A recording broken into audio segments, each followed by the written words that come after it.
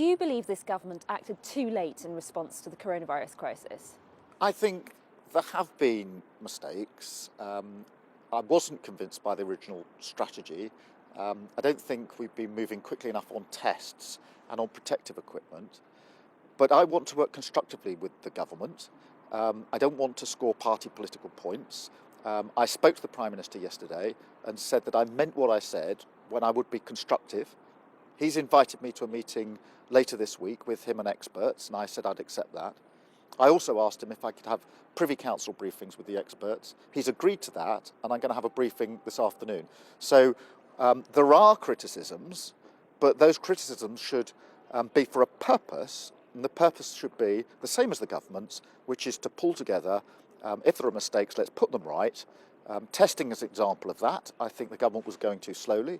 Matt Hancock has now said he wants to speed that up.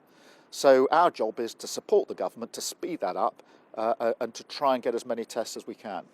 We're still getting reports of health workers in some places using bin bags because they can't get access to personal protective equipment.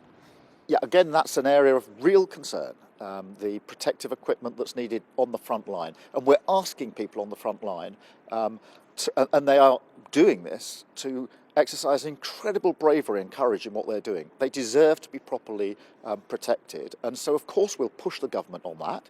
But we push the government not to score a point, but we push the government to protect lives and protect our country and protect our front line.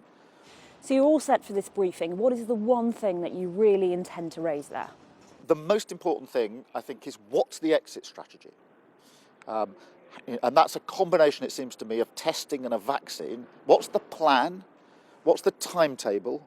And is the preparation beginning and is it in place? So that's where I'll be probing. But there are other areas, and I'll obviously hear what the experts have to say.